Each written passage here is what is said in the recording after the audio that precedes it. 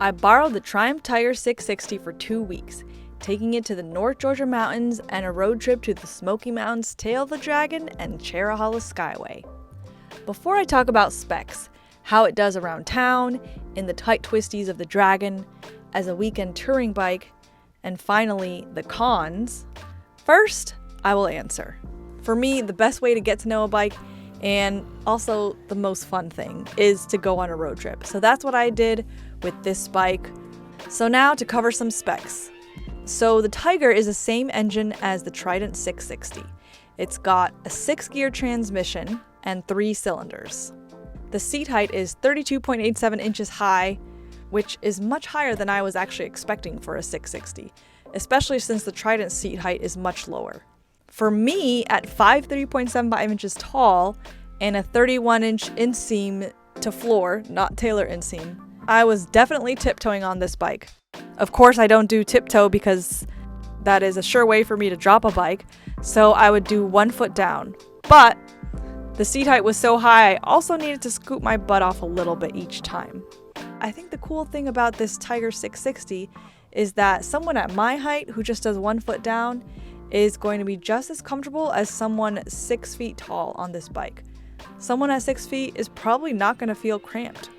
It is 455 pounds wet, and I never dropped this bike, so I can't really tell you how heavy it really feels, but at least taking it off the kickstand, it didn't feel heavy, it just felt tall.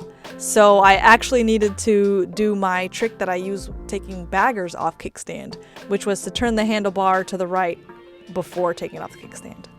So the estimated tank range is about 230 miles, and that's probably ideal conditions on the highway because I mostly had to refill about every 200 miles.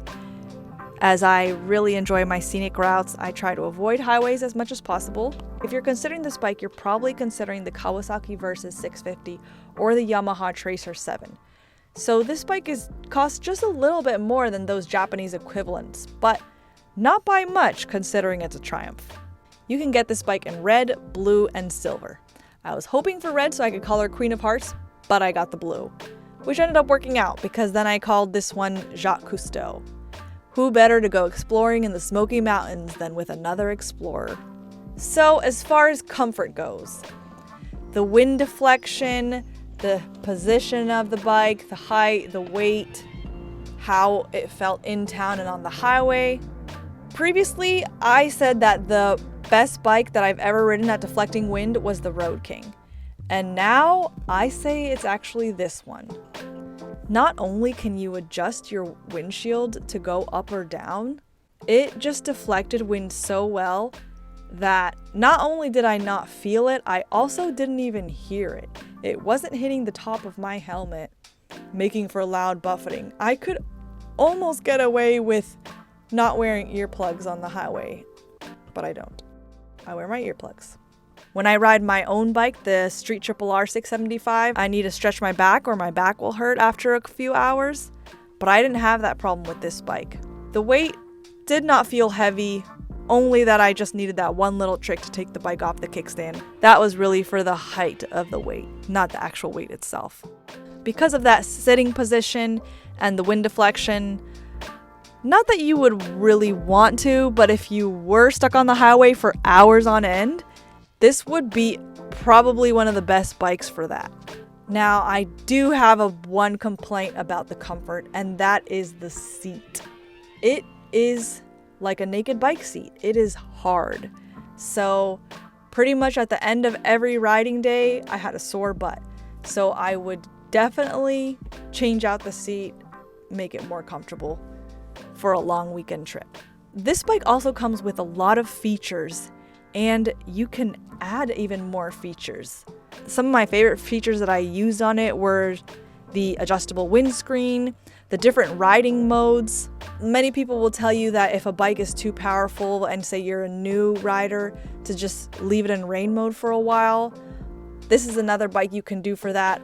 Although I think this throttle is a little more humble than, say, my Street Triple R. It's just very zippy. You may have heard me and others say that the Trident 660 is A 600 level bike that we might recommend for newer riders just because that throttle isn't so sensitive. And this is the same engine, so I could say the same thing about this bike. The thing that might shy away from new riders is the height, so just gotta make sure you're comfortable on a bike if this is tall for you. Another neat thing is that the rear suspension is adjustable on the fly. Moto Bob talks about it in his review on the Tiger. I used the stock hard cases. Looks can be deceiving. Yeah, that tail one on the back looks ginormous. The ones on the sides are also huge. They can each fit a full face helmet. I was gone for several days and I wasn't even close to filling up any of the hard cases. You can also get all kinds of drop protection, hand guards, a quick shifter, tire pressure monitoring system, heated grips, a lower seat, and so much more. Some complaints I have with this bike over the 1,000 miles that I had it. Two things. One I already told you, which was the seat. I would definitely change that out. And two, not that I needed it because I wasn't on steady highways for very long. I take mostly scenic route, but cruise control would be nice. And of course, I don't want to forget about you watching, so to make sure I covered all the things you may be wondering about this bike, I did a shout out on Instagram asking you all to submit your questions about this bike. And I'm going to answer some of those questions right now. Lifting Cycle asked, is a seat height manageable for you or do you prefer lower baggers? You know, with the 1 foot down trick and the slight butt scoot off, anytime I couldn't duck walk it, I just moved it around against my hip. It was perfectly easy and perfectly manageable. I think people get intimidated by the height of bikes and learning those tricks. You can learn those tricks in just a few minutes and apply them that same day. Mango Funyan asked, how is the handling and power? Riding this bike in the tight curves of the Tail of the Dragon, I thought this is why I wanted to bring this bike to the Smoky Mountains. It leaned super easily. It was so much fun in the tight curves of the Tail of the Dragon and the long sweeping curves of the Cherahalla Skyway. As far as power goes, it's definitely less powerful than my Street Triple R 675, but that bike is so zippy. I have never used all the power that has. This bike is more what I would use. And when I first picked up this bike, I remember one of you asked me if I could see what it was like going 80 to 90 on the highway.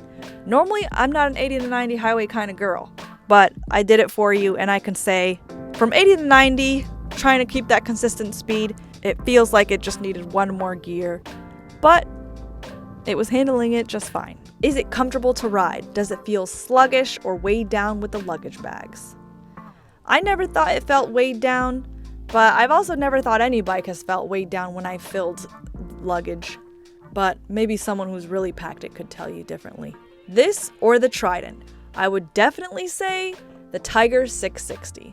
Yes, the Trident is, in my opinion, so pretty and prettier than the Tiger. But the Tiger's wind deflection, the hard cases, eventually if I changed out that seat, the ability for it to be able to take you on long weekend trips comfortably, that cannot be beat. Is this a good beginner platform? Because of the torque, I would say yes. Just sit on it and make sure you're okay with that height. Or check out my short rider tricks video I'll link down below. Real world range of the Tiger 660. I think I got more like 200 miles to the tank versus their estimated 230 miles. But I bet if I had stayed pinned on the highway, maybe going 60 miles an hour, I probably would have made 230. Is it a grenade like all the other Triumphs? I wouldn't say so. This engine's a little more humble. Is it heavy, coming from a Honda Rebel? Well, I don't know which Honda Rebel you're talking about, the 1100, which is 487 pounds wet, or the 500, which is 408 pounds wet. If you're coming from the 1100, it is heavier. The Tiger's 455 pounds, but the weight's going to feel higher. So you may have the similar issue that I did when I went from my Suzuki S40 Boulevard to a Triumph Street Triple R. I was not used to weight being higher, and I dropped my bike a lot. That's just something to get used to.